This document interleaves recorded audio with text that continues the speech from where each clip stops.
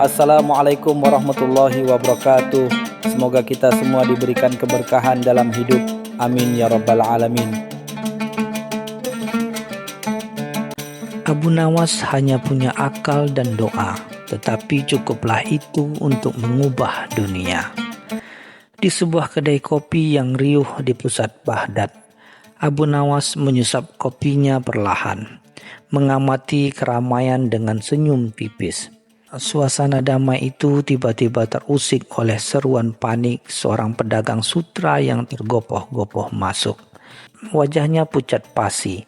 Ia mengabarkan bahwa seluruh persediaan sutra impornya, barang dagangan yang amat berharga, lenyap begitu saja dari gudang. Berita itu menyebar cepat bagai api, menciptakan gelombang kegelisahan di antara para pedagang. Kehilangan sebesar itu tak hanya merugikan satu orang, tetapi juga berpotensi mengguncang stabilitas pasar. Beberapa pedagang lain mulai berbisik-bisik tentang kemungkinan adanya sindikat pencurian baru yang sangat terorganisir, membuat cemas semua orang yang menggantungkan hidupnya pada roda perdagangan. Kabar pencurian sutra itu akhirnya sampai ke telinga Sultan Harun ar-Rasyid yang sedang duduk termenung di singgasananya. Kekayaannya dan kemakmuran Baghdad adalah kebanggaannya, dan insiden seperti ini adalah noda besar. Ia memanggil para penasehatnya, meminta solusi, namun semua saran yang diberikan terdengar biasa saja, tak mampu menenangkan kegundahannya. Sultan tahu bahwa reputasi pemerintahannya dipertaruhkan. Jika ia tidak bisa menjamin keamanan pedagang, maka kepercayaan rakyat akan luntur. Dengan berat hati ia mengumumkan sayembara besar. Siapapun yang berhasil menemukan pencuri sutra dan mengembalikan barang curian akan diberi hadiah berlimpah. Bahkan mungkin posisi istimewa di istana. Abu Nawas mendengar pengumuman Sultan dengan seksama, tak menunjukkan reaksi berlebihan seperti orang lain yang langsung bersemangat mengejar hadiah. Ia justru menarik diri ke sudut kedai, matanya menerawang, jemarinya mengetuk-ngetuk meja seolah sedang menimbang sesuatu. Pikiran cerdasnya mulai bekerja, merangkai benang-benang petunjuk dari desas-desus yang ia dengar. Ia tahu bahwa kekuatan fisik atau harta benda tak akan membawanya jauh dalam kasus ini. Yang ia miliki hanyalah akal dan doa. Dengan keyakinan itu, ia memutuskan untuk ikut serta dalam sayembara. Namun dengan cara sendiri, bukan dengan mencari-cari jejak seperti detektif biasa, melainkan dengan memancing sang pencuri agar menunjukkan dirinya. Keesokan harinya, Baghdad dihebohkan oleh kabar baru. Abu Nawas yang terkenal dengan segala keanehannya mengajukan permohonan aneh kepada Sultan. Ia meminta agar dirinya dipenjara di sel isolasi yang paling ketat, tanpa interaksi dengan dunia luar, dan hanya diberi pena, kertas, serta beberapa buah zaitun sebagai bekal. Permintaan itu membuat para pengawal dan penasihat istana tercengang, menganggapnya gila atau sedang mencari perhatian. Namun, Sultan yang sudah akrab dengan tingkah laku Abu Nawas merasakan ada sesuatu di balik permintaan aneh ini. Ia tahu Abu Nawas tak pernah bertindak tanpa tujuan yang kuat. Meskipun ragu, Sultan akhirnya menyetujui. Berharap ini adalah salah satu dari trik jenius Abu Nawas yang seringkali berakhir dengan penyelesaian masalah yang tak terduga. Di dalam sel yang sunyi, Abu Nawas tidak melamun atau menyesal nasibnya. Dengan pena dan kertas di tangannya, ia mulai menuliskan ayat-ayat suci Al-Quran dan doa-doa penuh kekuatan, diselipi dengan beberapa kalimat yang tampak seperti teka-teki. Ia menulis tanpa henti, menemukan lembaran-lembaran kertas dengan tulisan-tulisan indah dan misterius. Setelah berjam-jam menulis, ia meminta seorang pengawal untuk membawa gulungan-gulungan kertas itu ke pasar sutra. dan meminta para pedagang untuk membacanya keras-keras di hadapan publik. Ia menyebut tulisan-tulisan itu sebagai ayat-ayat menyingkap kebenaran, meyakinkan bahwa siapapun yang membaca atau mendengarkannya akan menemukan kejujuran di dalam hatinya. Ketika gulungan-gulungan kertas Abu Nawas dibacakan di pasar, reaksi yang muncul sungguh beragam. Para pedagang yang jujur merasakan ketenangan, sementara beberapa orang terlihat gelisah, mencuri pandang satu sama lain. Di antara kerumunan ada sekelompok orang yang wajahnya mulai memucat. Keringat dingin membasahi dahi mereka. Mereka adalah sindikat pencuri sutra. Teks-teks yang tertulis Abu Nawas bukan sekadar doa biasa. Di dalamnya ia menyisipkan gambaran detail tentang bagaimana sutra itu dicuri dan kutukan-kutukan yang diperuntukkan bagi para pencuri jika mereka tidak mengembalikan barang curian. Ini bukan kutukan sungguhan, melainkan sugesti psikologis yang kuat, dirancang untuk menakut-nakuti dan memecah belah persatuan para pencuri. Malam harinya, tuan sindikat pencuri itu tidak bisa tidur. Kata-kata dari gulungan kertas Abu Nawas telah mengiang-iang di telinganya. Ia teringat detail-detail yang disebutkan Abu Nawas, yang hanya diketahui oleh dirinya dan komplotannya. Kecemasan memuncak saat ia membayangkan satu persatu anggotanya terjangkit penyakit aneh atau ditimpa musibah, persis seperti yang Abu Nawas tuliskan. Ketakutan akan kutukan walaupun hanya sugesti mulai mengikis keyakinannya. Ia melihat gelagat cemas pada anak buahnya yang juga terpengaruh oleh kata-kata Abu Nawas. Perpecahan mulai terasa di antara mereka. Masing-masing mulai saling curiga dan menyalahkan. Bahkan ada yang sudah berniat untuk menyerahkan diri demi menghindari malapetaka. Tak sanggup menahan beban ketakutan dan perpecahan. Pada pagi buta, ketua sindikat pencuri itu bersama beberapa anggotanya muncul di gerbang istana. Mereka membawa kembali sebagian besar sutra yang dicuri. Wajah mereka menunduk penuh penyesalan.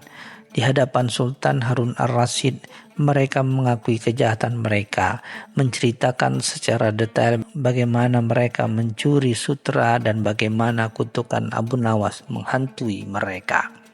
Sultan yang terkejut sekaligus kagum segera memanggil Abu Nawas dari selnya.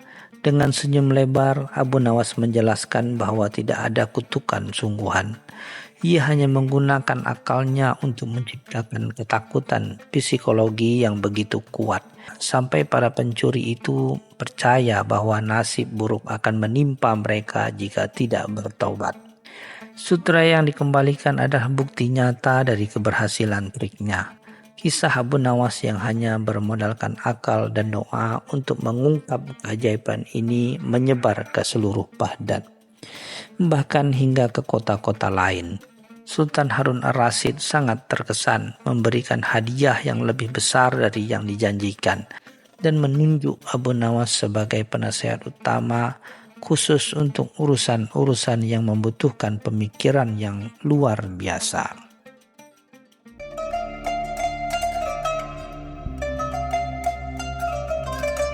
Cerita selanjutnya.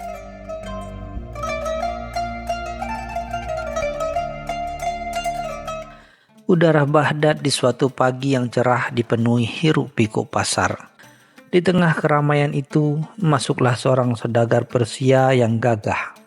Abu Jahil namanya, dengan rombongan unta bermuatan barang dagangan. Ia dikenal angkuh dan kerap meremehkan siapa saja yang dianggapnya tak selepel. Dengan jubah sutra berkilauan dan sorban mahal, Abu Jahil berjalan menyusuri pasar, memandang rendah para pedagang kecil. Ia sesekali meludah sembarangan, menunjukkan arogansi yang tak terbendung. Pasar ini bau sekali. Mana ada barang berkualitas di tempat seperti ini? Gerutnya keras-keras, memastikan semua orang mendengarnya. Tak jauh dari tempat Abu Jahil berdiri, Abu Nawas sedang duduk santai di sebuah kedai kopi, menyeruput kopinya sambil sesekali melemparkan senyum jenaka kepada para pelanggan. Ia mengenakan pakaian sederhana, namun matanya memancarkan kecerdasan dan kenakalan yang tak terduga. Sebuah rencana licik mulai terbentuk di benaknya saat ia melihat tingkah pola Abu Jahil. Abu Nawas bangkit dari tempat duduknya dan perlahan mendekati rombongan Abu Jahil. Dengan sengaja ia tersandung dan menjatuhkan beberapa buah kurma di dekat kaki unta sang saudagar. "Astagfirullah, maafkan hamba Tuan. Unta ini sangat gagah. Sampai-sampai hamba tidak sadar telah menghalangi jalannya," kata Abu Nawas dengan nada pura-pura kagum. Padahal matanya melirik sekilas ke arah Abu Jahil yang mencibir. Abu Jahil menatap Abu Nawas dengan pandangan meremehkan. "Hanya seorang pengemis yang ceroboh. Minggir kau," hardiknya. Namun Abu Nawas tak gentar. Ia malah tersenyum tipis dan berkata, "Ah, Tuan saudagar terlalu merendah. Unta Tuan ini sungguh istimewa. Konon unta pilihan bisa membaca pikiran dan bahkan melakukan hal yang tak terduga." Merasa tertantang oleh ucapan Abu Nawas, Abu Jahil tertawa mengejek. "Omong kosong. Unta hanyalah unta. Apa yang bisa dilakukannya selain mengangkut barang dan makan rumput?" Abu Nawas menjawab, "Tentu saja, jika Tuan tak percaya, bagaimana jika kita buktikan? Besok pagi, di alun-alun kota, biarkan unta Tuan menunjukkan keistimewaannya." Tantangan pun diterima dengan sombong oleh Abu Jahil. Pagi berikutnya, alun-alun kota Baghdad ramai dipenuhi penduduk yang penasaran. Kabar tentang tantangan Abu Nawas dan Abu Jahil telah menyebar ke seluruh penjuru kota. Abu Nawas datang dengan penampilan biasa, namun membawa sebuah karung kecil dan senyum licik yang tak pernah lepas dari bibirnya. Ia terlihat tenang dan percaya diri. Ia menata beberapa benda kecil di hadapan unta Abu Jahil yang tampak kebingungan. Dengan gerakan pelan, Abu Nawas seolah-olah berbisik ke telinga unta, padahal ia sedang menyusun strategi. Mata-mata penonton menuju kepadanya, menantikan pertunjukan yang dijanjikan. Abu Jahil berdiri angkuh di samping untanya, sesekali menyeringai ke arah Abu Nawas. "Baiklah, pengemis, tunjukkan keajaiban unta itu," ejeknya. Abu Nawas hanya tersenyum simpul, lalu dengan lantang ia berkata, "Wahai unta yang mulia, tunjukkan pada kami semua siapa di antara kita yang paling jujur dan berhati mulia." Mengejutkan semua orang, unta tersebut tiba-tiba menjatuhkan lidahnya tepat ke arah sandal Abu Jahil. Abu Jahil terkesiap. Wajahnya memerah padam menahan malu dan amarah. Gelak tawa pun pecah di antara para penonton. Abu Nawas hanya mengangkat bahu, seolah berkata, "Lihatlah, unta ini memang cerdas." Abu Jahil mencoba menguasai diri. "Ia hanya kebetulan," teriaknya. Namun suaranya terdahulu gugup. Abu Nawas mendekati unta itu lagi. Lalu dengan suara lebih keras ia berkata, "Baiklah, wahai unta yang sakti, tunjukkanlah lagi siapa di antara kita yang paling banyak membual dan paling sering meludah sembarangan." Kali ini unta itu kembali meludah, dan ludahnya mendarat tepat di jubah mahal Abu Jahil. Kali ini ludahnya lebih banyak dan mengenai bagian depan jubahnya. Sontak seluruh alun-alun meledak dalam tawa yang lebih riuh. Abu Jahil dengan jubah penuh ludah dan wajah merah padam tak bisa berkata-kata. Ia ingin menyangkal, namun bukti ada di depan mata. Ia baru saja menjilat ludah sendiri, dalam arti kiasan, karena arogansi telah dipermalukan oleh seekor unta. Keheningan sesaat melanda alun-alun setelah tawa mereda. Semua mata tertuju pada Abu Jahil yang kini tampak sangat menyedihkan. Jubahnya kotor, Wajahnya pucat pasi dan ia tak berani menatap siapapun. Harga dirinya hancur berkeping-keping di hadapan seluruh penduduk Baghdad. Ia yang selalu membanggakan diri kini dipermalukan oleh kecerdikan Abu Nawas dan kesaksian seekor unta. Abu Jahil merasa seolah-olah seluruh dunia menertawakannya. Ia sadar tidak ada jalan keluar dari situasi ini. Ia telah sesumbar dan kini harus membayar mahal kesombongannya. Ia ingin melarikan diri, tetapi kakinya terasa lemas dan malu membuatnya terpaku di tempat. Abu Nawas mendekati Abu Jahil dengan senyum kemenangan. "Bagaimana Tuan Saudagar? Tidakkah unta Tuan ini sungguh luar biasa?" Abu Jahil mengertakkan gigi, namun ia tahu ia harus mengakui kekalahannya. Dengan suara bergetar dan sangat pelan, hampir tak terdengar, ia berucap, "Baiklah, kau menang Abu Nawas. Untamu sungguh istimewa."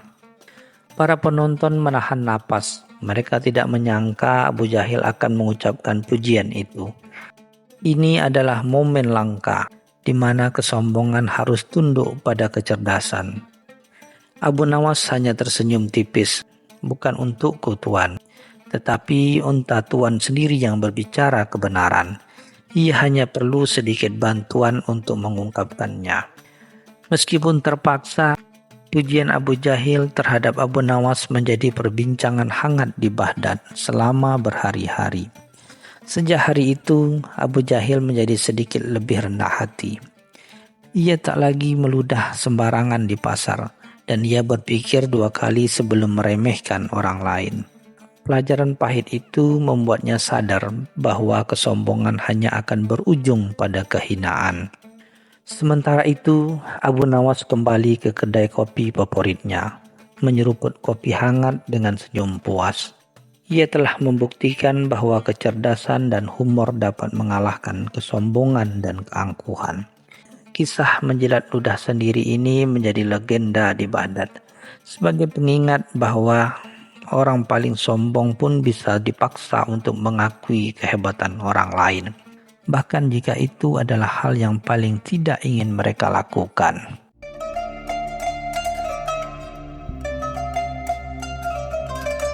Cerita selanjutnya.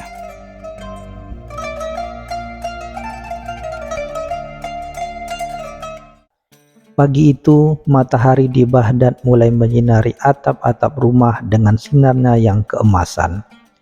Di sebuah warung kopi sederhana, Abu Nawas duduk santai, menyesap kopinya sambil mendengarkan celotehan para pedagang. Wajahnya tampak lebih cerah dari biasanya, seolah ada ide berlian yang baru saja menetes di benaknya. Namun ketenangan itu tak berlangsung lama. Seorang prajurit istana dengan langkah tergesa-gesa menghampiri Abu Nawas. Wajahnya penuh kekhawatiran. Ia menyampaikan titah mendadak dari Raja Harun ar-Rasyid yang meminta kehadiran Abu Nawas segera di istana. Abu Nawas tanpa banyak bertanya, hanya tersenyum tipis dan bergegas mengikuti prajurit tersebut. Setibanya di istana, Abu Nawas disambut oleh Raja Harun ar-Rasyid yang tampak gusar. "Abu Nawas," ujar raja dengan nada berat, "negeriku sedang dilanda musibah aneh. Setiap malam permata-permata dari mahkota pusakaku mendadak hilang tanpa jejak. Para pengawal sudah memerintahkan untuk berjaga ketat, namun pencurian itu terus berlanjut. Bisakah kamu memecahkan misteri ini?" Abu Nawas mengamati raja dengan seksama. Ia tahu betul bahwa ini bukan sekedar kasus pencurian biasa. Pasti ada sesuatu yang lebih dalam di balik hilangnya permata-permata itu. Dengan tenang, Abu Nawas menjawab, "Ampun Baginda Raja, izinkan hamba memikirkan hal ini sejenak. Namun sebelum itu, hamba membutuhkan waktu semalam untuk mengamati keadaan di istana ini tanpa gangguan." Raja Harun ar-Rasyid menyetujui permintaan Abu Nawas, meskipun ia sedikit ragu dengan cara penyelesaian masalah yang tidak biasa ini. Abu Nawas kemudian meminta izin untuk menempati sebuah ruangan kecil di dekat pembendaharaan istana. dan hanya meminta satu hal aneh, sebuah obor dan secangkir kopi. Para pengawal istana saling berpandangan, bingung dengan permintaan Abu Nawas yang tak masuk akal ini. Sepanjang malam, Abu Nawas terlihat duduk termenung di dalam ruangan gelap tersebut. Tidak ada yang tahu apa yang ia lakukan. Namun keesokan paginya, dengan senyum kemenangan ia menghadap raja dan berkata, "Baginda Raja, hamba telah menemukan pelakunya. Namun untuk mengungkapnya, Baginda harus bersedia melakukan satu hal yang sangat sederhana." "Apa yang harus kulakukan, Abu Nawas?" tanyanya. Abu Nawas kemudian meminta raja untuk mengeluarkan perintah kepada seluruh pelayan istana agar tidak ada seorang pun yang menyentuh, bahkan sekadar melirik pintu perbendaharaan selama 3 hari 3 malam. Raja mengerutkan kening, bingung dengan perintah aneh ini, namun tetap menyetujui demi mencari tahu dalang dibalik hilangnya permata-permata itu. Para pelayan istana pun mengetahui perintah raja, meskipun mereka saling berbisik dan bertanya-tanya. Mereka menduga Abu Nawas sedang menjalankan sihir atau ritual aneh untuk mengusir roh-roh jahat yang mungkin mencuri permata. Suasana di sekitar pemendaharaan menjadi tegang, diselimuti aura misteri yang diciptakan oleh perintah Abu Nawas. Pada malam kedua, Abu Nawas diam-diam mengawasi setiap sudut istana, terutama area di sekitar pemendaharaan. Ia tidak memasang perangkap fisik yang rumit, melainkan mengandalkan pengamatannya yang tajam. Ia memperhatikan bahwa salah seorang pelayan wanita yang bertugas membersihkan area dekat pemendaharaan setiap pagi selalu tampak tergesa-gesa dan menghindari tatapan mata para penjaga setelah menyelesaikan pekerjaannya. Ada aura kecemasan yang terpancar darinya, sesuatu yang tidak bisa dibandingkan dengan pelayanan lain.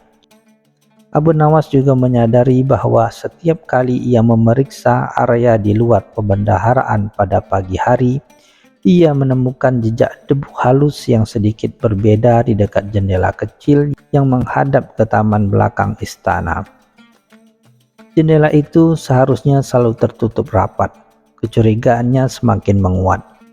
Ia kemudian meminta salah seorang pengawal kepercayaan raja untuk diam-diam menaburkan serbuk sari bunga berwarna cerah di ambang jendela perbendaharaan pada malam ketiga, tanpa sepengetahuan pelayan lainnya. Keesokan paginya, seperti biasa, pelayan wanita itu datang untuk membersihkan area tersebut. Abu Nawas dan beberapa pengawal yang telah diberitahu raja diam-diam mengawasinya dari kejauhan. Setelah pelayan itu menyelesaikan pekerjaan dan bergegas pergi, Abu Nawas segera memeriksa ambang jendela yang menemukan jejak serbuk sari berwarna cerah yang mengarah ke taman belakang. Ia kemudian mengikuti jejak samar itu dan menemukan setumpuk kecil permata yang disembunyikan di balik semak-semak samar yang rimbun. Ketika pelayan itu dipanggil menghadap raja, Abu Nawas menunjukkan jejak serbuk sari yang sama di ujung jarinya, yang pasti ia dapatkan saat membuka jendela untuk menyembunyikan permata curiannya. Terpojok dengan bukti yang tak terbantahkan, pelayan wanita itu akhirnya mengaku ia telah memanfaatkan kelalaian para penjaga yang lebih fokus pada pintu utama perbendaharaan dan secara diam-diam membuka jendela kecil di malam hari untuk mengambil permata, lalu menyembunyikannya di taman sebelum membawanya keluar istana secara bertahap. Raja Harun ar-Rasyid kembali dibuat kagum oleh ketelitian dan kemampuan observasi Abu Nawas yang berhasil mengungkap kejahatan hanya dengan mengandalkan akal dan pengamatan yang cermat. Setelah mengetahui seluruh kebenarannya, Raja Harun ar-Rasyid tidak dapat menyembunyikan kekagumannya terhadap Abu Nawas. Ia berdiri dan menepuk bahu Abu Nawas dengan bangga. "Abu Nawas," kata raja, "kau memang tiada duanya. Dengan akalmu yang cerdik, kau berhasil mengungkap kejahatan yang tak terpecahkan oleh para pengawalku. Katakan apa yang kau inginkan sebagai hadiah atas jasamu ini." Para menteri dan pembesar istana yang menyaksikan kejadian itu saling berpandangan, menduga Abu Nawas akan meminta emas, perak, atau jabatan tinggi. Namun Abu Nawas hanya tersenyum simpul. Tatapan matanya menunjukkan bahwa ia telah memikirkan ini jauh sebelumnya. Ia tahu betul nilai dari kebijaksanaan, dan ia tidak akan menukarnya dengan harta benda yang fana. "Ampun Baginda," jawab Abu Nawas dengan rendah hati. "Hamba tidak meminta emas, permata, atau jabatan. Hamba hanya meminta Baginda untuk menuliskan sebuah dekret resmi yang menyatakan bahwa setiap kata yang keluar dari mulut hamba di hadapan Baginda dan seluruh rakyat Baghdad akan bernilai 1000 dinar. Dan setiap kali hamba berbicara, Baginda harus segera membayarnya." Seluruh istana hening. Para pembesar saling berbisik tidak percaya dengan permintaan aneh Abu Nawas. Mereka menganggapnya gila, minta bayaran untuk setiap kata yang diucapkan. Raja Harun al-Rasyid sendiri terkejut. Namun setelah beberapa saat ia tertawa terbahak-bahak. Ia menyadari bahwa permintaan Abu Nawas adalah sebuah lelucon cerdas yang justru menegaskan betapa berharganya setiap nasihat dan pemikiran yang keluar dari mulut Abu Nawas.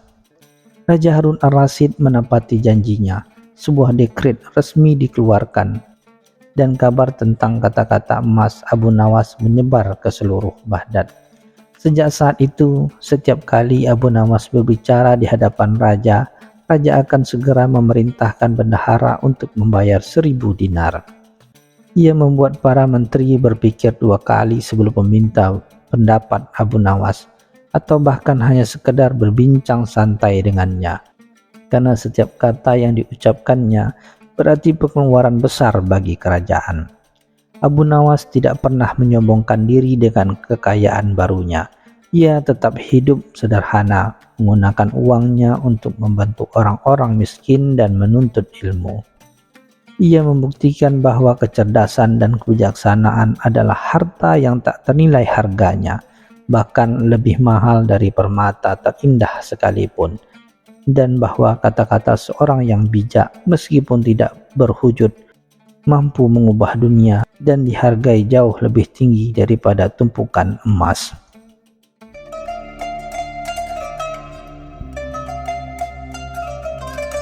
Cerita selanjutnya.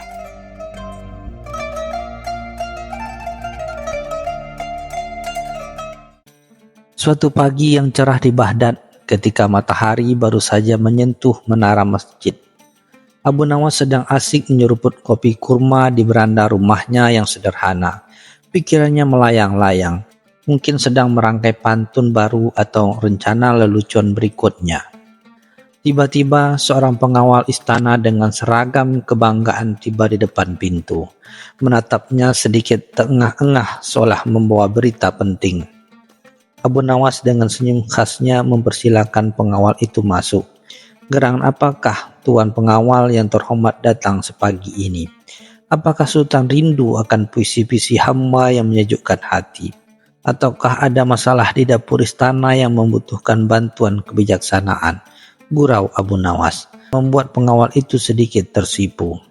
Pengawal itu kemudian menyampaikan bahwa Sultan Harun al-Rasyid mengundang Abu Nawas ke istana untuk membuat acara jamuan penting malam nanti. Mendengar undangan itu, senyum Abu Nawas sedikit memudar. Ia tahu betul bahwa jamuan Sultan selalu diisi dengan hiburan, termasuk tarian. Dan ada satu hal yang paling dihindari Abu Nawas, menari. Gerakan kaku, irama sering meleset, dan ia selalu merasa seperti tiang kayu yang dipaksa bergoyang. Membayangkan dirinya dengan keramaian di bawah sorotan lampu minyak membuatnya bergeridik. "Menari ya menari," gumam Abu Nawas pada dirinya sendiri setelah pengawal itu pergi. Kenapa bukan diminta membuat teka-teki saja, atau mungkin diminta menafsirkan mimpi buruk wazir? Mengapa harus hal yang paling tidak bisa aku lakukan? Ia mulai memutar otak, mencari cara agar terhindar dari aib menari di hadapan sultan dan para pembesar kerajaan. Seharian itu Abu Nawas mondar-mandir di halaman rumahnya. Ia mencoba beberapa gerakan tarian di depan cermin, namun hasilnya sungguh memprihatinkan. Kaki-kaki seolah memiliki pikiran sendiri, tangan-tangan bergerak tak beraturan, dan ia hampir saja menabrak vas bunga kesayangannya. Ia menghela napas panjang, kepalanya pening. Pasti ada cara, bisik Abu Nawas pada angin sore yang berhembus pelan. Tiba-tiba sebuah ide terlintas di benaknya, sebuah ide yang begitu absurd namun mungkin saja berhasil. Ide itu melibatkan pengamatan cermat terhadap lingkungan, sedikit akting, dan banyak keberanian. Dengan senyum nakal yang kembali menghiasi wajahnya, Abu Nawas merasa sedikit lebih lega. Malam tiba, dan istana Baghdad bersinar terang dengan ratusan lampu minyak. Aroma rempah-rempah dan masakan lezat menguar di segala penjuru, berpadu dengan alunan musik gambus yang merdu. Abu Nawas tiba di istana dengan pakaian terbaiknya, namun raut wajahnya menunjukkan sedikit kegugupan yang coba ia sembunyikan di balik senyuman ramahnya. Ia disambut oleh beberapa pembesar yang mengenalinya sebagai sosok yang cerdas dan penuh kejutan. Saat berjalan menuju ruang jamuan, mata Abu Nawas tidak henti-hentinya meneliti setiap sudut lantai, seolah sedang mencari sesuatu yang hilang. Berapa kali ia bahkan membungkuk, pura-pura mengikat sendalnya yang padahal sudah terikat rapi. Para pelayan dan tamu lain melihat tingkah anehnya, namun tak ada yang berani bertanya. Mereka sudah maklum dengan keanehan-keanehan Abu Nawas yang seringkali berakhir dengan lelucon cerdas. Setelah hidangan utama disajikan dengan disantap dengan lahap, Sultan Harun ar-Rasyid memberi isyarat agar hiburan dimulai. Para penari istana yang anggun dan gemulai mulai menunjukkan keahlian mereka, memukau para tamu dengan gerakan yang lincah dan harmonis. Sorak-sorai dan tepuk tangan riuh memenuhi ruangan. Kemudian Sultan menoleh ke arah Abu Nawas dengan senyum menggoda. Abu Nawas, sahabatku, bukankah engkau juga ingin menunjukkan keahlian menarimu? Pasti akan sangat menarik melihat gerakan-gerakan yang penuh kejutan, kata Sultan, disambut tawa kecil dari para hadirin. Jantung Abu Nawas berdebar kencang. Ini adalah momen yang ia takutkan. Ia mengambil napas dalam-dalam, lalu berdiri dengan perlahan. Abu Nawas melangkah maju di tengah ruangan, di mana lantai marmer yang licin terhampar luas. Para pemusik mulai memainkan irama yang lebih cepat, namun Abu Nawas tetap berdiri kaku. Ia mencoba mengangkat satu kakinya, namun seolah-olah kakinya menempel kuat pada lantai. Gerakannya sangat canggung, tidak sinkron dengan musik. Beberapa tamu mulai berbisik-bisik, menahan tawa. Sultan Harun ar-Rasyid mengerutkan kening, sedikit bingung dengan penampilan Abu Nawas yang tidak biasa. Ada apa, Abu Nawas? Mengapa gerakanmu begitu kaku? Apakah engkau sakit? Tanya Sultan, mencoba menahan senyum. Abu Nawas kemudian menoleh ke arah Sultan dengan raut wajah serius, seolah-olah ia baru saja menemukan sebuah kebenaran yang mengejutkan. Ampun Baginda Sultan yang mulia, kata Abu Nawas dengan suara lantang. Menghentikan alunan musik, semua mata tertuju padanya. Hamba tidak sakit, Baginda. Hanya saja hamba merasakan sesuatu yang sangat aneh dengan lantai di istana megah ini. Sultan dan para tamu saling berpandangan, penasaran dengan apa yang akan dikatakan Abu Nawas. Abu Nawas kemudian menjongkok, mengamati lantai dengan seksama seolah-olah ia seorang arsitek yang sedang memeriksa kerusakan. Ia bahkan menekan-nekan beberapa bagian lantai dengan jari-jarinya, seolah merasakan getaran aneh. Kemudian ia bangkit kembali, menggelengkan kepalanya dengan dramatis dan menunjuk ke arah sudut ruang.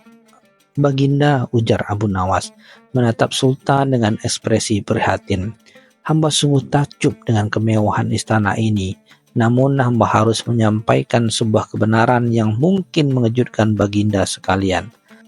Lantai marmer di ruangan tamu ini sesungguhnya miring. Pernyataan Abu Nawas ini sontak membuat riuh seisi ruangan.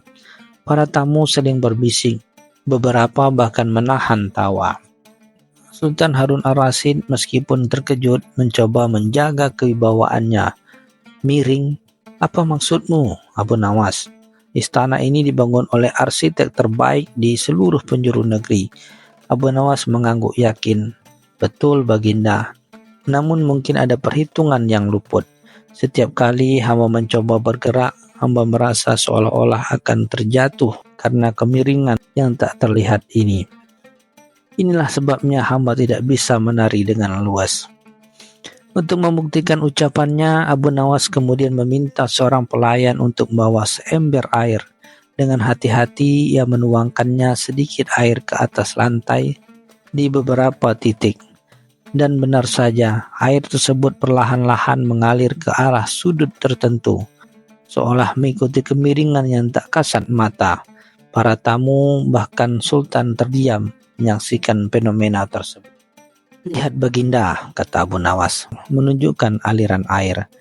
Air tidak pernah berbohong, ia selalu mengikuti kemiringan dan jika air saja kesulitan menahan dirinya, apalagi hamba yang hanya seorang manusia biasa. Sultan Harun ar-Rasyid menatap aliran air itu, lalu menatap Abu Nawas, dan akhirnya tersenyum tipis, mulai memahami arah pembicaraan Abu Nawas. Setelah demonstrasi kemiringan lantai oleh Abu Nawas, suasana di ruangan jamuan menjadi campur aduk. Beberapa pembesar istana yang dikenal kaku dan menjunjung tinggi tradisi mulai berbisik-bisik tidak setuju. Mereka menganggap Abu Nawas hanya mencari-cari alasan untuk tidak menari, dan tuduhannya terhadap arsitektur istana adalah sebuah penghinaan. Wajah-wajah mereka memerah menahan amarah. Di sisi lain, banyak tamu yang justru terhibur dengan akting Abu Nawas yang meyakinkan. Mereka saling menyenggol, menahan tawa, dan berbisik bahwa Abu Nawas memang tidak ada duanya dalam mencari akal. Sultan Harun ar-Rasyid berdiri tampak mengamati reaksi semua orang. Senyum tipis masih tersungging di bibirnya. Ia tahu bahwa Abu Nawas sedang bermain-main, tapi caranya selalu tak terduga. Abu Nawas, ujar Sultan Harun ar-Rasyid. Suaranya tenang namun mengandung sedikit nada geli. Jika lantai ini memang miring, mengapa tidak ada yang menyadarinya selama ini? Dan mengapa hanya engkau yang kesulitan menari? Pertanyaan Sultan ini membuat beberapa pembesar yang tidak setuju tersenyum puas, merasa bahwa Abu Nawas akan terpojok. Abu Nawas tersenyum licik. Ampun Baginda, justru karena lantai ini miringnya begitu halus, sehingga hanya penari yang sangat peka terhadap keseimbangan seperti hamba yang bisa merasakannya. Atau mungkin juga para penari istana yang mulia itu sudah terbiasa menari di atas lantai miring, sehingga mereka terlihat luas seperti tidak ada apa-apa. Jawaban ini memancing tawa dan beberapa hadirin yang memahami maksud sindiran Abu Nawas. Sultan Harun ar-Rasyid yang kini sepenuhnya memahami akal-akalan Abu Nawas memutuskan untuk bermain bersamanya. Baiklah Abu Nawas, kata Sultan, jika memang lantai ini miring, maka engkau tidak bisa disalahkan jika gerakanmu kaku. Namun bagaimana jika kita buktikan sekali lagi? Maukah engkau mencoba menari di bagian lantai yang lain yang menurutmu rata? Tantangan Sultan ini membuat Abu Nawas sedikit terkejut.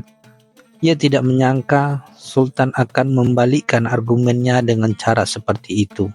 Namun Abu Nawas adalah Abu Nawas. Ia menerima tantangan tersebut dengan senyum percaya diri. Meskipun dalam hati ia mulai memikirkan trik berikutnya. Ia melangkah ke bagian lain dari ruang jamuan, tempat yang ia anggap lebih rata. Abu Nawas berdiri di depan lantai yang lain, pura-pura memeriksa kemiringan dengan cermat. Ia bahkan melompat-lompat kecil beberapa kali, seolah menguji stabilitas. Para pemusik kembali memainkan irama yang bersemangat. Abu Nawas mulai bergerak, kali ini dengan sedikit lebih luas. Namun tetap saja gerakannya jauh dari kata anggut. Ia masih terlihat kaku dan sedikit kikuk, meskipun tidak seburuk sebelumnya. Para tamu memperhatikan dengan seksama. Beberapa mulai berbisik. tampaknya memang sedikit lebih baik, sementara yang lain masih menahan tawa. Sultan Harun ar-Rasyid mengamati dengan cermat. Senyum geli tak lepas dari wajahnya. Ia tahu bahwa Abu Nawas sedang berusaha keras untuk mempertahankan alasannya, meskipun hasilnya tidak selalu meyakinkan. Setelah beberapa saat, Abu Nawas berhenti menari. Sedikit terengah-engah, ia menatap Sultan dengan ekspresi kemenangan. "Baginda," katanya, "di bagian ini memang tidak miring, di bagian sebelumnya. Namun tetap saja, kemiringannya masih terasa bagi penari seperti hamba. Tetapi hamba sudah berusaha semaksimal mungkin untuk tidak mengecewakan baginda." Sultan Harun ar-Rasyid tidak bisa lagi menahan tawa. Ia tertawa terbahak-bahak, diikuti oleh sebagian besar tamu yang sudah tidak bisa menahan geli mereka. Abu Nawas," kata Sultan dari sela-sela tawanya. "Engkau memang tidak ada duanya dalam mencari akal. Sungguh engkau berhasil membuatku terhibur dengan drama lantai miringmu ini." Sultan Harun ar-Rasyid memerintahkan pelayan untuk memberikan sekantung keping emas kepada Abu Nawas sebagai hadiah atas kecerdikan dan hiburannya.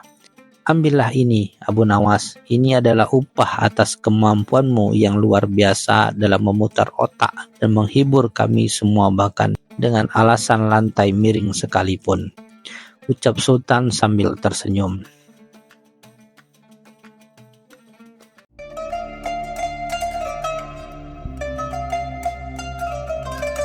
Cerita selanjutnya.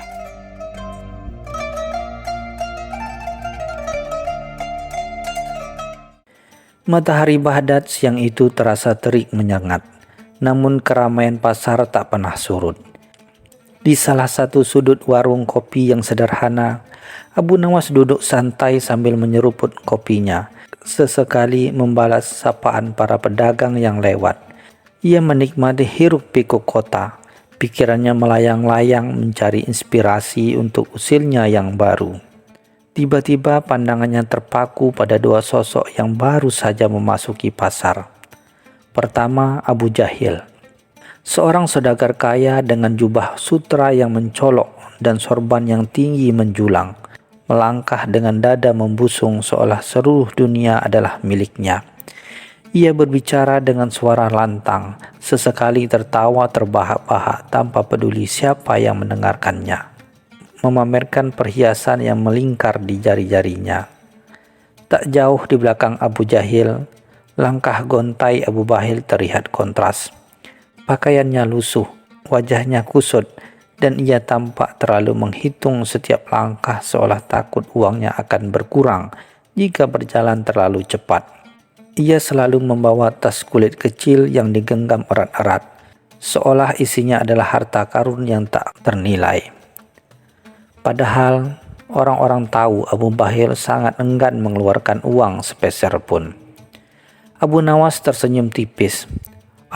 Duit sempurna untuk sebuah eksperimen, gumamnya pelan. Ia sudah lama mendengar tentang kekikiran Abu Bahil yang legendaris dan kesombongan Abu Jahil yang tak ada duanya. Abu Nawas merasa sudah waktunya bagi mereka berdua untuk mendapatkan sedikit pelajaran yang tak akan pernah mereka lupakan. Sebutir kurma kering tergeletak di meja, sisa dari kudapan paginya. Abu Nawas memandangi kurma itu dengan seksama. Jari telunjuknya mengetuk-ngetuk dagu. Sebuah ide cemerlang tiba-tiba melintas di benaknya. Begitu sederhana namun berpotensi sangat lucu dan memuaskan. Dengan sebutir kurma ini, bisiknya pada diri sendiri, "Aku akan membuat Abu Jahil melupakan kesombongannya dan Abu Bahir melepaskan kekikirannya, walau hanya sesaat." Senyum licik terukir di wajah Abu Nawas. Ia tahu kali ini tidak akan mudah. Namun tantangan itulah yang membuatnya bersemangat. Keesokan harinya, Abu Nawas mulai mengamati kedua targetnya dengan lebih seksama. Ia mengikuti Abu Jahil ke pasar, mencatat bagaimana ia memperlakukan para pedagang kecil dengan angkuh, menawar harga serendah-rendahnya seolah-olah barang dagangan mereka tak bernilai. Abu Jahil seringkali membuang-buang makanan enak hanya karena sedikit cacat.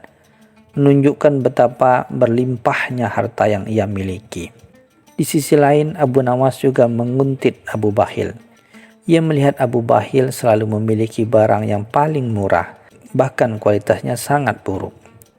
Abu Bakhil seringkali pura-pura batu atau mengeluh sakit perut agar tidak perlu membayar makanan atau minuman yang ditawarkan padanya. Bahkan untuk urusan kecil, ia selalu mencari cara untuk menghindar dari pengeluaran. Setelah beberapa hari mengamati, Abu Nawas merasa sudah cukup mengumpulkan data. Ia menyusun rencana yang rumit, namun tanpa alami. Pertama, ia akan mendekati Abu Bakhil dengan dalil meminta bantuan. Sebuah trik yang ia tahu akan membuat Abu Bakhil sangat tidak nyaman. Aku akan menyiapkan sebuah panggung kecil di taman kota, pikir Abu Nawas. Di sana, dengan alasan yang sangat meyakinkan, aku akan membuat mereka berdua bertemu dan tanpa sadar terlibat dalam tipuanku. Ia membayangkan reaksi mereka dan senyumnya semakin lebar. Peralatan yang dibutuhkan Abu Nawas sangatlah sederhana. Sebutir kurma kering yang ia simpan rapi, sebuah cawan kecil, dan sebuah sapu tangan bersih. Kurma itu adalah inti dari rencananya, simbol dari apa yang akan ia tukarkan. Ini bukan hanya tentang kurma, gumam Abu Nawas sambil memegang kurma itu. Ini tentang pelajaran tentang nilai sejati dari sesuatu, dan betapa konyolnya kesombongan dan kekikiran. Ia merasa yakin bahwa rencananya akan berjalan lancar, dan Baghdad akan mendapatkan hiburan yang baru. Suatu sore, Abu Nawas sengaja bertemu Abu Bakhil di dekat pintu gerbang kota.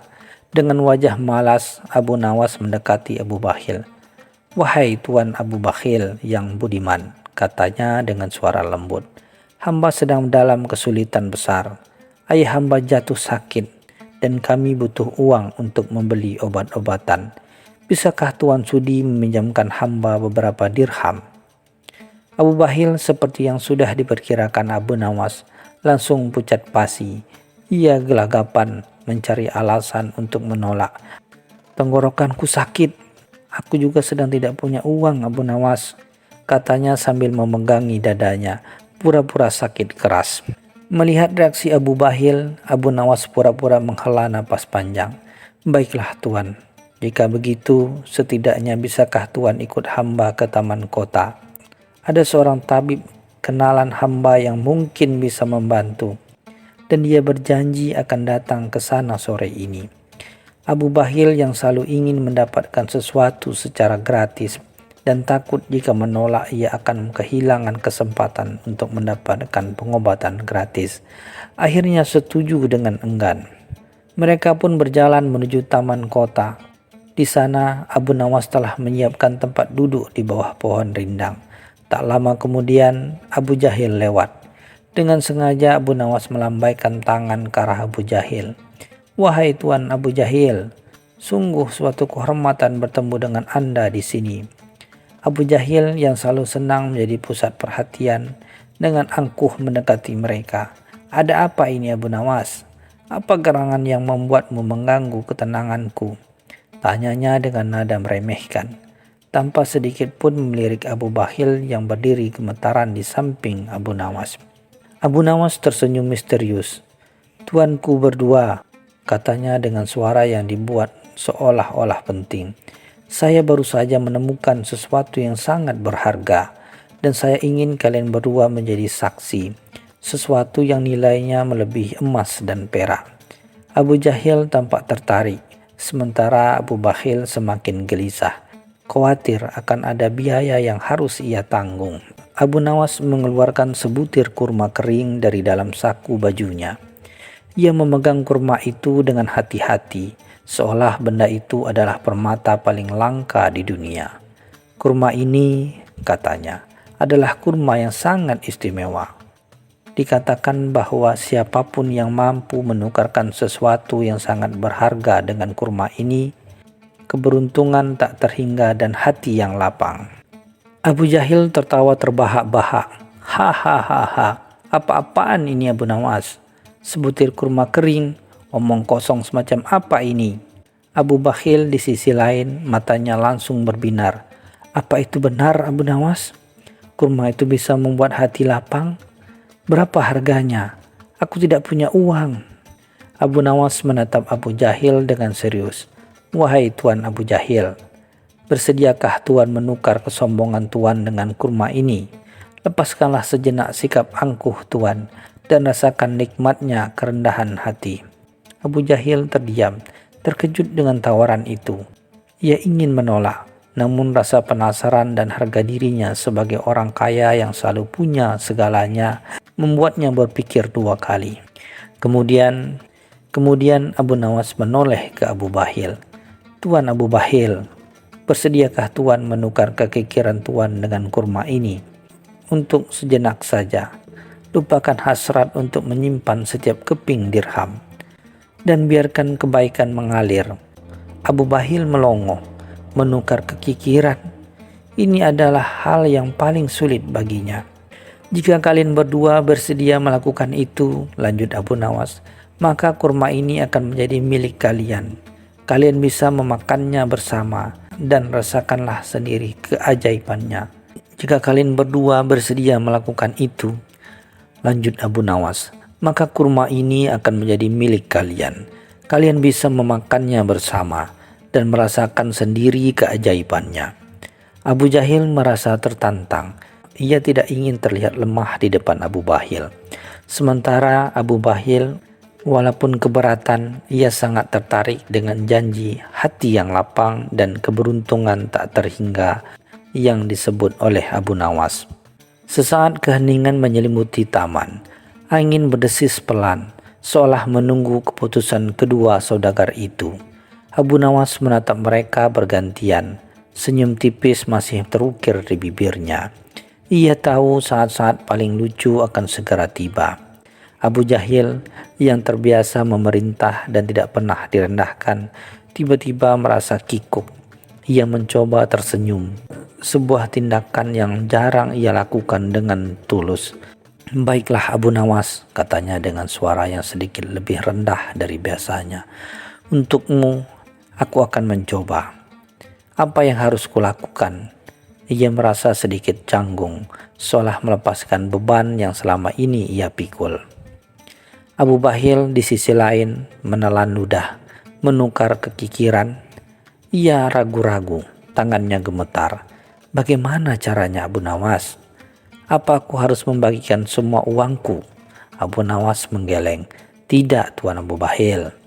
Cukup dengan berbagi senyum tulus dan satu patah kata kebaikan kepada orang yang membutuhkan hari ini. Dan yang paling penting, makanlah kurma ini tanpa berpikir tentang nilainya. Abu Nawas menyerahkan kurma itu kepada mereka. Sekarang makanlah bersama dan rasakanlah sendiri perubahannya. Abu Jahil mengambil separuh kurma dengan sedikit ragu. Sementara Abu Bakhil mengambil separuh sisanya dengan tatapan tak percaya. Mereka berdua makan kurma itu dan sesuatu menakjubkan terjadi. Abu Jahil yang biasanya bermuka masam tiba-tiba tersenyum lebar. Senyum yang tulus, bukan senyum angkuh. Ia merasa beban di pundaknya sedikit berkurang, seolah-olah ia bisa bernapas lebih lega. Sementara itu Abu Bakhil yang selalu tegang tiba-tiba merasakan kehangatan di dadanya. Ia merasa ringan dan untuk pertama kalinya dalam waktu yang lama ia tidak memikirkan uang sepeser pun. Abu Jahil menatap Abu Bakhil dan tanpa sadar ia menawarkan salah satu perhiasan kepada Abu Bakhil. Wahai saudaraku, katanya, perhiasan ini terlihat cocok untukmu, ambillah. Abu Bakhil terkejut, namun entah mengapa ia tidak menolak. Ia bahkan tersenyum dan mengangguk.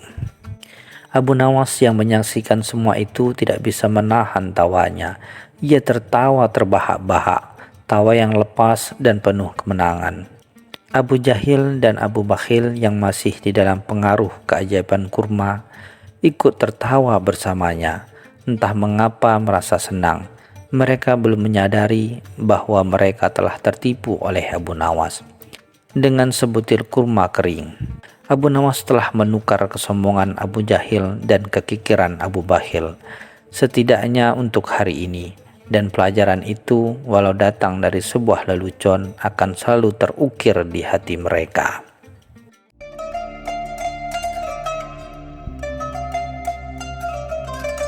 Cerita selanjutnya.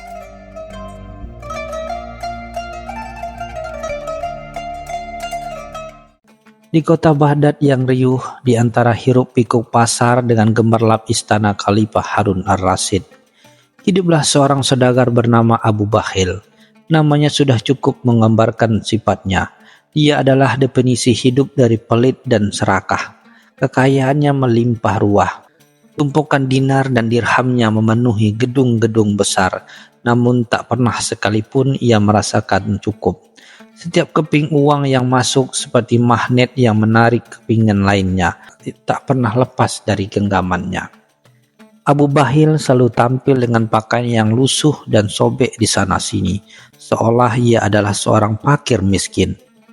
Ia sering mengeluh tentang harga-harga yang melambung tinggi dan pajak yang memberatkan, padahal ia adalah salah satu penyumbang terbesar kas kerajaan. Para tetangga dan pedagang lain seringkali geleng-geleng kepala melihat tingkahnya yang tak pernah berbagi, bahkan untuk sekadar memberi makanan yang layak bagi dirinya sendiri.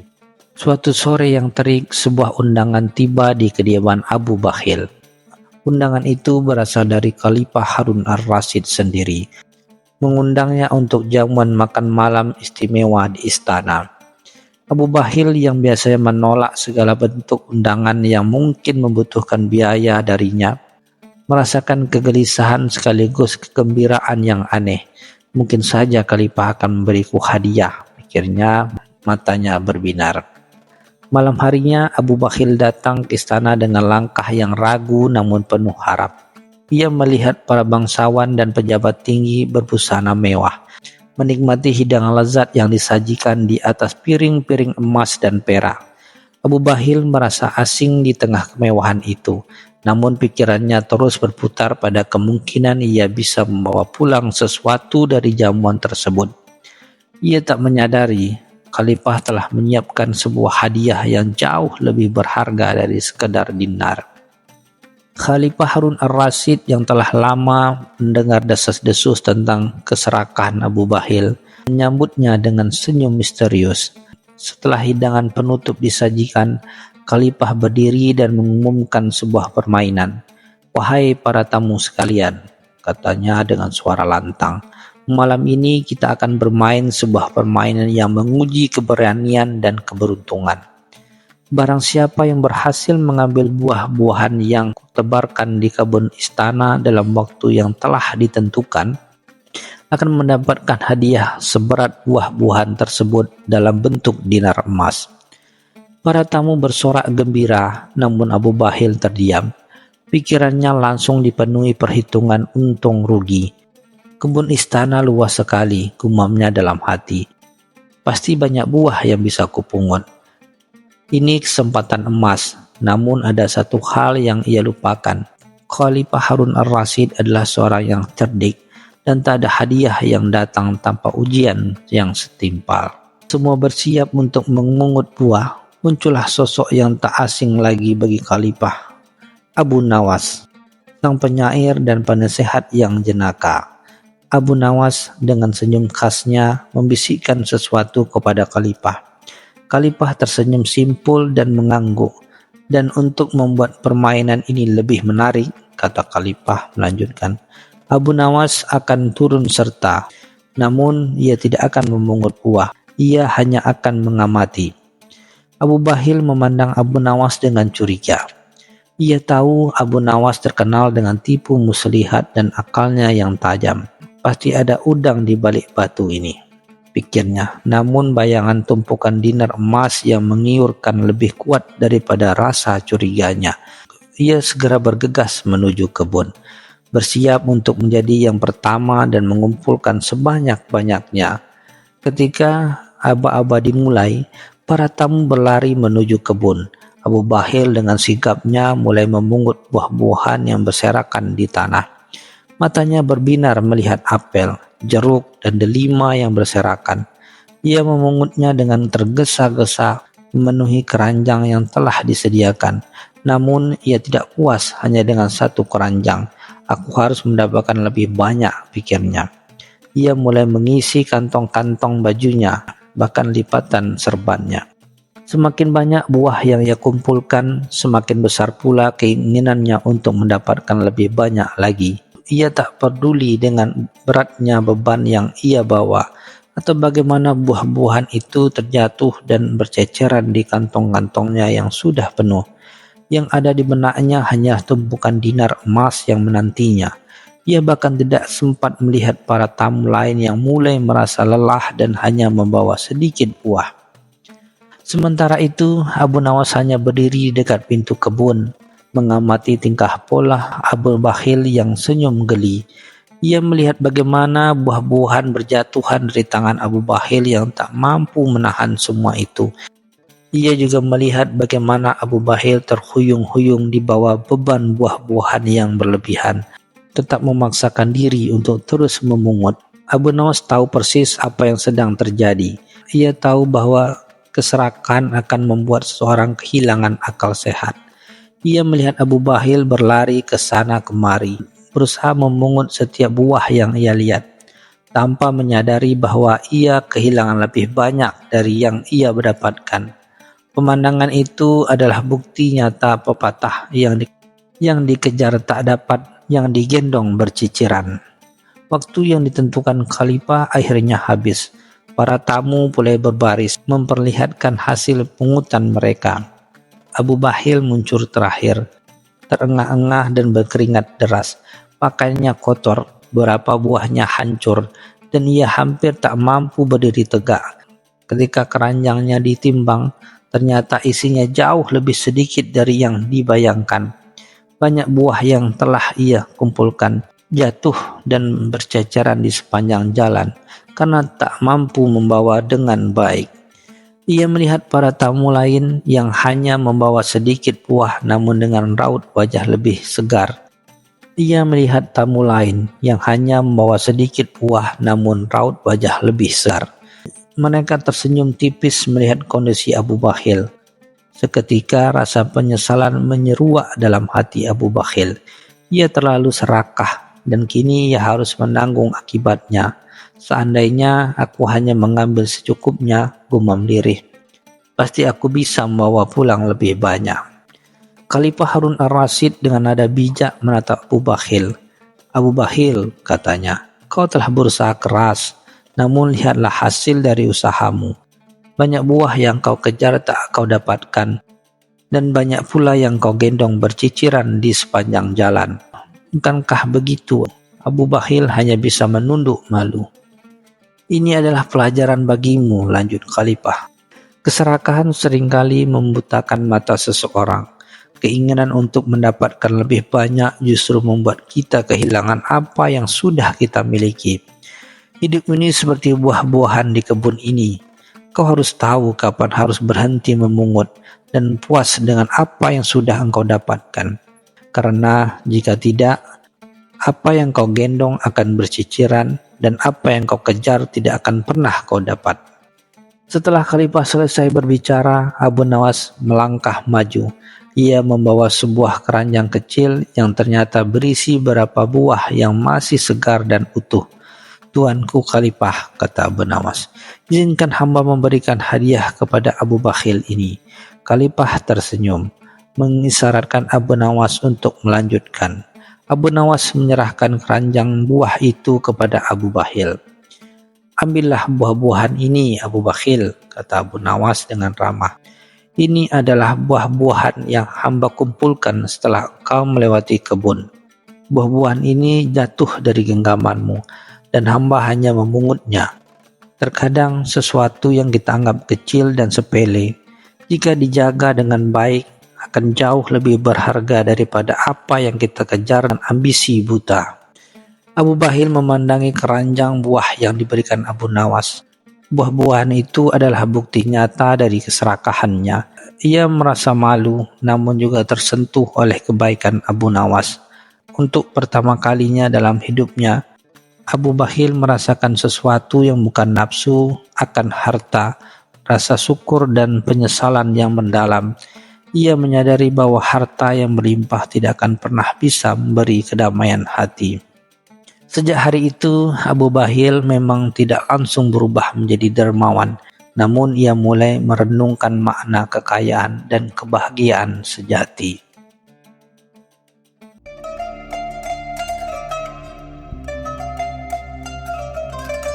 Cerita selanjutnya.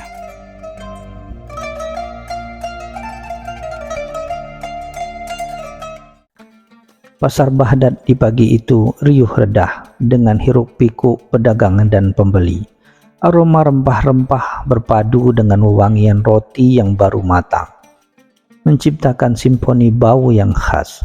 Seorang saudagar kaya dan angkuh melangkah dengan dagu terangkat, seolah setiap jengkal tanah Baghdad adalah miliknya. Pandangannya yang biasa congkak tiba-tiba terpaku pada seorang wanita yang sedang menawar seikat bunga melati. Rambutnya hitam legam tergerai indah, menawan, dan senyum yang tipis bak rembulan sabit membuat jantung Abu Jahil mendadak tak karuan.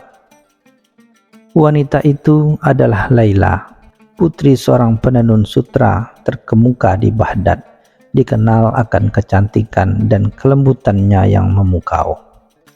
Abu Nawas yang kebetulan sedang melintas dengan senyum tipis di bibirnya melihat perubahan ekspresi Abu Jahil.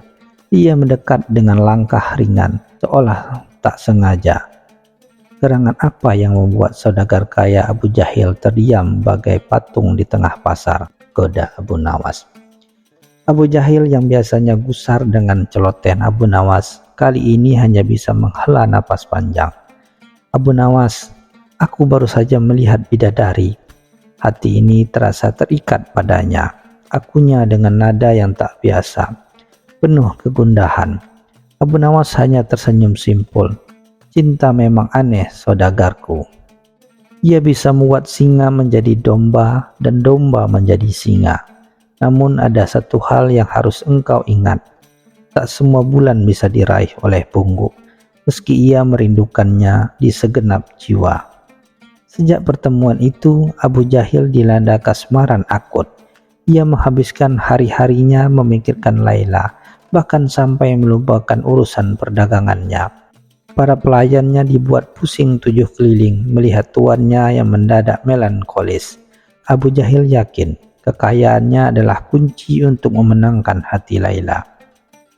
Ia mulai mengirimkan hadiah-hadiah mahal ke rumah Laila, perhiasan emas, kain sutra terbaik dari Persia, bahkan seekor kuda Arab yang gagah. Setiap hadiah disertai dengan surat cinta berpuisi, meskipun isinya lebih mirip daftar inventaris harta benda daripada curahan hati yang tulus. Tentu saja Laila hanya tersenyum tipis menerima hadiah-hadiah itu, tanpa menunjukkan sedikit pun ketertarikan. Melihat gelagat Abu Jahil yang semakin aneh, Abu Nawas merasa terpanggil untuk membantu. Suatu sore, ia mendatangi Abu Jahil yang sedang termenung di taman istananya. Saudagar Abu Jahil, bukankah engkau tahu, hati wanita tidak semudah itu dibeli dengan harta, kata Abu Nawas sambil memetik kuntum mawar. Abu Jahil mendengus. Lalu apa yang harus kulakukan? Hai Abu Nawas, aku sudah mencoba segalanya. Abu Nawas tersenyum licik. Cobalah cara yang berbeda. Kali ini kirimkan sesuatu yang unik, sesuatu yang bisa menyentuh hatinya. Bukan sekadar dompetmu. Bagaimana jika engkau mengirimkan sebuah teka-teki yang hanya bisa dipecahkan oleh hati yang peka? Abu Jahil meski enggan, akhirnya mengikuti saran Abu Nawas. Ia menulis sebuah teka-teki rumit di selembar perkamen tua. Aku ada di antara yang tak terlihat, namun terasa di setiap hembusan napas. Aku bisa membangunkan yang tertidur dan menidurkan yang terjaga. Aku tak berwujud, namun punya kekuatan meluluh lantakkan. Siapakah aku? Dia menyertakan sebongkah batu giok yang tak dipahat. berharap Laila akan terkesan dengan kedalaman pesannya. Saat pesan dan batu giok itu tiba di rumah Laila, ia mengerutkan kening. Ayahnya, seorang pria bijaksana, hanya tersenyum. Ini pasti ulah Abu Jahil lagi, ujarnya. Laila dengan cepat memahami teka-teki itu. Itu adalah cinta ayah. Tapi mengapa ia mengirimkan batu yang belum dipahat? Laila kemudian meminta seorang pelayan untuk mengembalikan batu giok tersebut ke Abu Jahil, berserta sebuah pesan singkat. Batu giok ini bagai hati yang belum terasah. Tidak akan pernah bersinar jika tidak dipahat dengan ketulusan dan pengertian.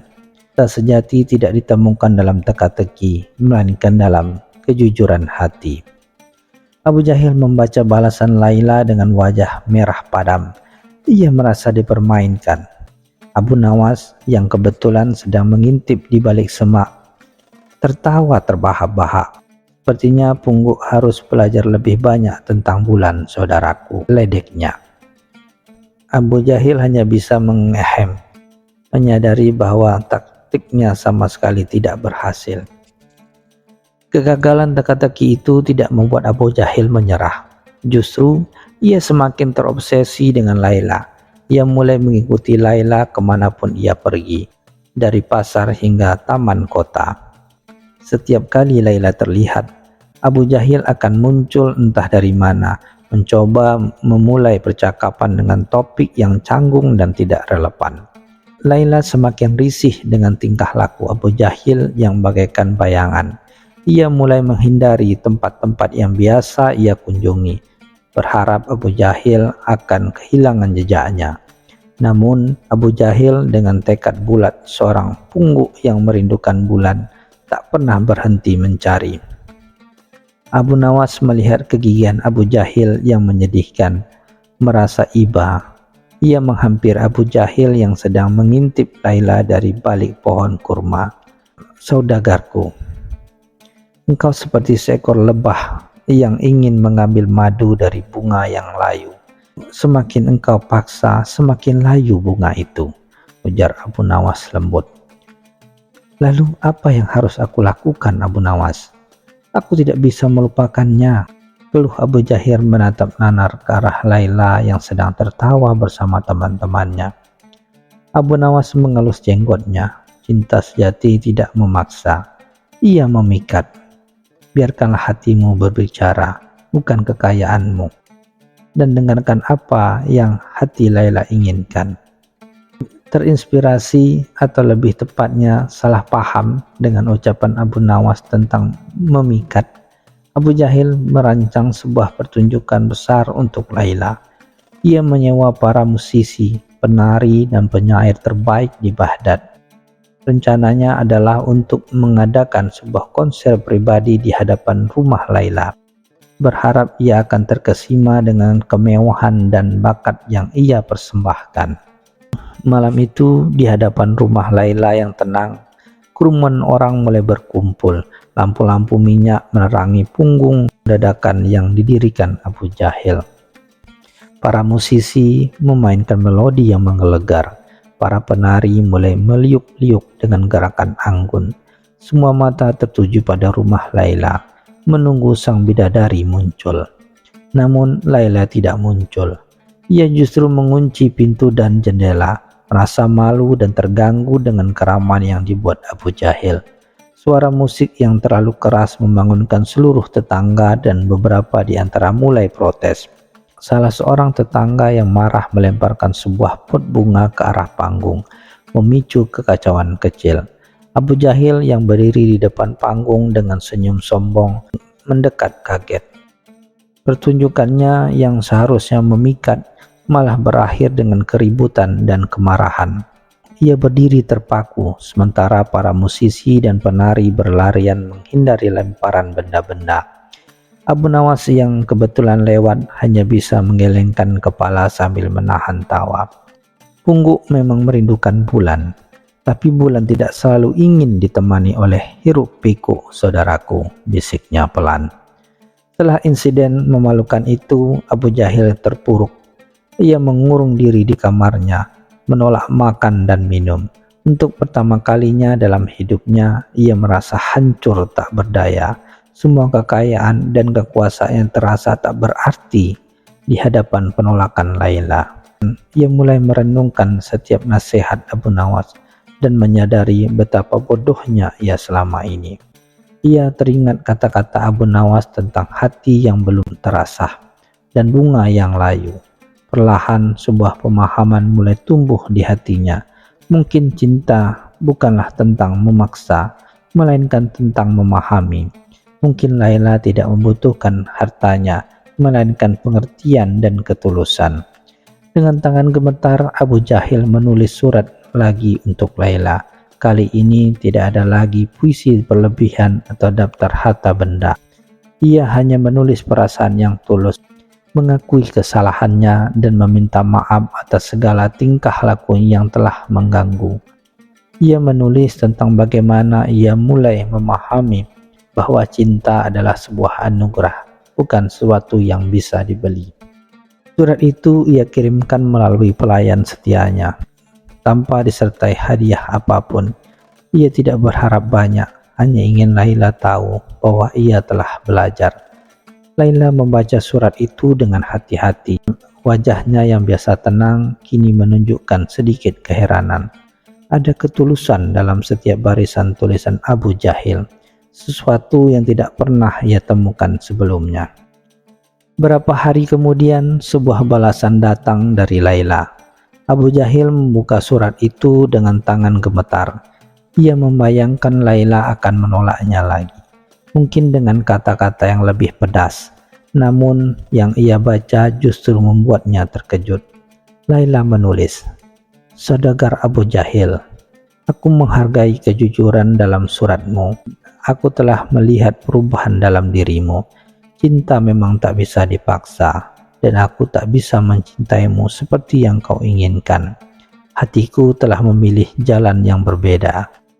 Namun aku menghargai persahabatan dan aku harap kita bisa menjadi teman."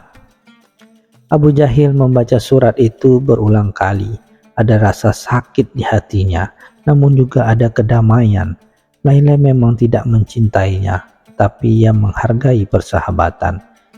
Itu adalah sebuah kemenangan kecil, sebuah pelajaran berharga. Ia akhirnya menyadari bahwa tak semua pungguk bisa meraih bulan. Tak peduli seberapa keras ia merindukannya, terkadang mereka adalah bagian dari cinta. Abu Nawas datang menjenguknya sore itu. "Bagaimana saudagarku?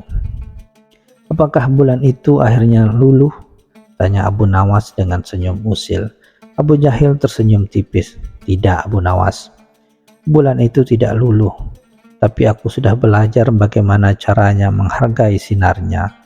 Meskipun ia jauh di sana, aku sudah mengerti bahwa tidak semua cerita cinta berakhir seperti yang kita inginkan. Terkadang yang penting adalah proses belajarnya dan persahabatan yang terjalin." Abu Nawas mengangguk pelan, bangga dengan perubahan dalam diri Abu Jahil. Kisah cinta Abu Jahil yang tak kesampaian itu akhirnya mengajarkan arti kebijaksanaan dan kerendahan hati.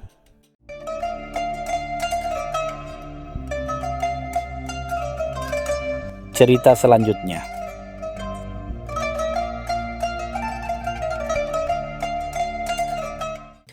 Malam itu, bulan sabit menggantung rendah di atas Baghdad, memancarkan cahaya perak yang termaram di antara menara-menara masjid dan kubah-kubah istana.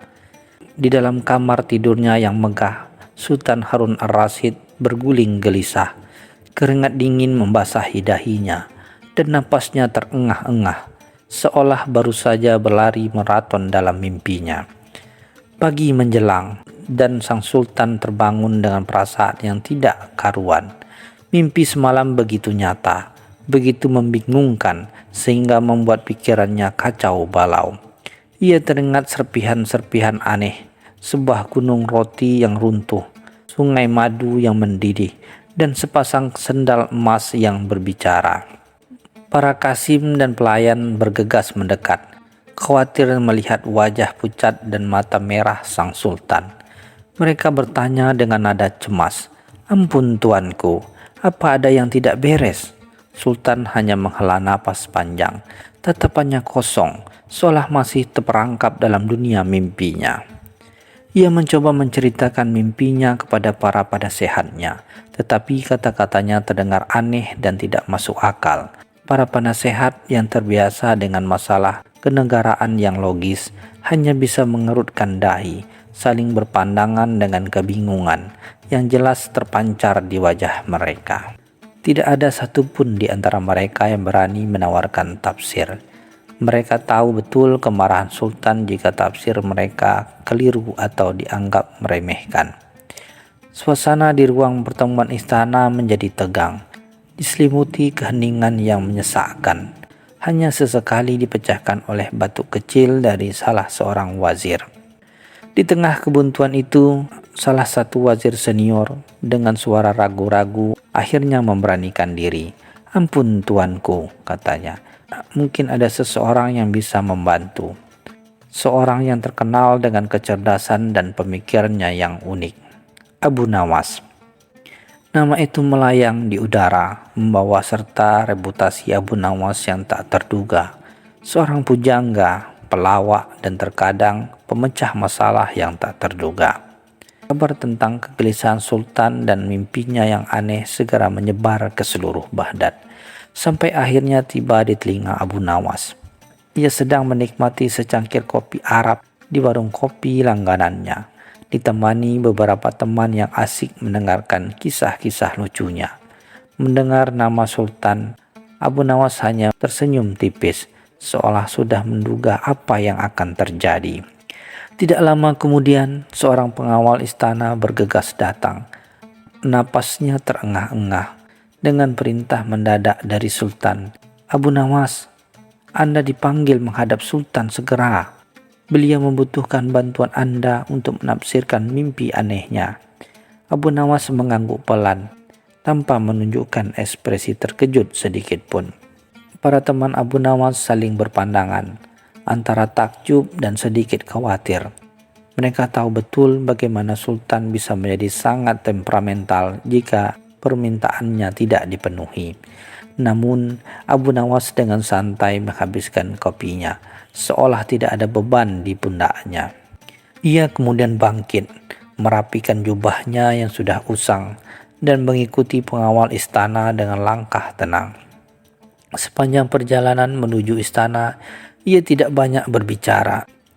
Hanya sesekali tersenyum pada keramaian pasar yang mereka lewati, seolah sedang merangkai teka-teki dalam benaknya. Setibanya di gerbang istana, Abu Nawas disambut oleh para wazir yang wajahnya masih terlihat muram dan penuh kekhawatiran. Mereka memandangnya dengan campuran harapan dan keraguan. Bagaimana mungkin seorang pelawak dan penyair bisa menyelesaikan masalah yang membuat para cendikawan istana pusing tujuh keliling? Tanpa basa-basi, Abu Nawas dibawa langsung ke hadapan Sultan, yang duduk di singgasananya dengan wajah lelah dan gelisah. Sultan menatap Abu Nawas dengan tatapan menyelidik, berharap ada secercah harapan dari pria yang terkenal dengan akal cerdiknya itu. Sultan Harun ar-Rasyid dengan suara berat yang dipenuhi kelelahan mulai menceritakan mimpinya kepada Abu Nawas. Dengarkan Abu Nawas, katanya, mimpiku sungguh aneh. Aku melihat sebuah gunung roti yang besar, namun tiba-tiba runtuh dan semua orang berebut mengambilnya, tetapi tidak ada satupun yang kenyang. Abu Nawas mendengarkan dengan seksama, sesekali mengangguk-ngangguk. Sultan melanjutkan, kemudian ada sungai madu yang jernih, tiba-tiba mendidih dan mengeluarkan asap tebal. Semua hewan kehausan, tapi tak ada yang bisa meminumnya. Para wazir yang berada di ruangan itu saling berpandangan. Beberapa di antara mereka hampir tertawa mendengar keanehan mimpi Sultan, namun segera menahannya. Dan yang paling aneh, kata Sultan, matanya membelalak, adalah sepasang sandal emas yang mengambang di udara. Dan tiba-tiba sandal itu berbicara. Mereka saling berdebat tentang siapa yang lebih berhak dihormati, Sultan mengakhiri ceritanya dengan helahan napas panjang, menatap Abu Nawas dengan tatapan penuh harap. Suasana hening. Para wazir menahan napas, menunggu reaksi Abu Nawas. Mereka membayangkan Abu Nawas akan mengerutkan dahi, menggaruk kepala, atau bahkan tertawa terbahak-bahak. Namun, Abu Nawas hanya diam. Pandangannya lurus ke depan, seolah sedang melihat sesuatu yang tak terlihat oleh orang lain. Setelah beberapa saat hening, Abu Nawas tiba-tiba tersenyum tipis. Sultan dan para wazir merasa sedikit lega, tetapi sekaligus penasaran. "Ampun tuanku," kata Abu Nawas dengan suara tenang. "Mimpi Anda memang luar biasa dan penuh makna. Izinkan hamba berpikir sejenak." Ia kemudian meminta waktu untuk menyendiri, berjanji akan kembali dengan tafsiran yang tepat. Sultan setuju memberikan waktu hingga esok pagi. Abu Nawas kemudian meninggalkan istana, kembali ke rumahnya dengan senyum misterius di bibirnya, meninggalkan para wazir yang masih teruyung-uyung oleh kebingungan dan rasa ingin tahu yang membara. Malam itu Abu Nawas tidak tidur. Ia duduk di kamarnya yang sederhana, ditemani sebuah lampu minyak yang berkedip-kedip. Otaknya bekerja keras memutar setiap detail mimpi Sultan. Ia tidak mencari tafsiran dalam buku-buku lama atau ramalan bintang. Ia mencari jawabannya dalam pengamatannya terhadap kehidupan sehari-hari, terhadap sifat manusia, dan terhadap kondisi Baghdad. Ia memikirkan gunung roti yang runtuh. Apakah itu simbol kelaparan di tengah kelimpahan? Sungai madu yang mendidih. Apakah itu tentang kekayaan yang tidak bisa dinikmati? Sendal emas yang berbicara. Apakah ini tentang kesombongan dan perdebatan tak berarti? Satu persatu, ia mulai menyatukan kepingan-kepingan teka-teki itu. Menjelang subuh, sebuah ide cemerlang melintas di benak Abu Nawas. Ia tersenyum puas, seolah baru saja menemukan harta karun. Ia telah menemukan benang merah yang menghubungkan semua elemen aneh dalam mimpi Sultan. Ini bukan tentang sihir atau tahayul, melainkan tentang realitas yang seringkali tersembunyi di balik kemegahan istana. Dengan keyakinan penuh, Abu Nawas menyiapkan diri untuk menghadap Sultan. Ia tahu bahwa tafsirnya akan mengejutkan, mungkin bahkan sedikit membuat geram, tetapi ia yakin itu adalah satu-satunya kebenaran yang bisa menjelaskan kegelisahan sang Sultan. Keesokan paginya, Abu Nawas kembali ke istana. Ruangan pertemuan sudah penuh dengan para wazir dan pejabat tinggi yang tak sabar menanti. Sultan duduk tegak di singgasananya, tatapannya penuh harap dan sedikit cemas. "Nah, Abu Nawas," kata Sultan, "apakah Anda sudah menemukan jawabannya?" Abu Nawas maju ke depan, membungkuk hormat, dan dengan senyum tipis ia mulai menjelaskan. "Ampun tuanku, tafsir mimpi adalah cerminan dari keadaan rakyat dan istana saat ini, yang mungkin belum sepenuhnya tuanku sadari." Para wazir saling berbisik, penasaran dengan apa yang akan dikatakan Abu Nawas. "Gunung roti yang runtuh, tuanku," Abu Nawas memulai. Suaranya jelas dan tegas, melambangkan kelimpahan di Baghdad. Namun distribusi yang tidak merata. Ada banyak makanan, banyak kekayaan, tetapi tidak semua rakyat dapat menikmatinya, sehingga mereka tetap merasa lapar dan tidak puas. Sultan mengerutkan kening, mencoba mencerna kata-kata Abu Nawas. Para wazir tampak gelisah. "Sungai madu yang mendidih, tuanku," lanjut Abu Nawas, "melambangkan keberkahan dan sumber daya negeri ini yang sangat melimpah. Tetapi penggunaannya tidak bijaksana. Kekayaan itu tidak dimanfaatkan untuk kesejahteraan bersama, melainkan hanya untuk kepentingan sekelompok kecil, sehingga mendidih dan tidak dapat dinikmati oleh siapapun." Kemudian Abu Nawas beralih ke bagian paling aneh dari mimpi Sultan. dan sepasang sandal emas yang berbicara dan berdebat. "Tuanku," katanya, nada suaranya sedikit geli. "Itu adalah cerminan dari para pejabat dan penasihat tuanku di istana ini. Mereka sibuk dengan merebutkan kekuasaan, mencari makan, dan memperdebatkan hal-hal sepele, padahal rakyat membutuhkan perhatian dan tindakan nyata." Sultan Harun ar-Rasyid terdiam.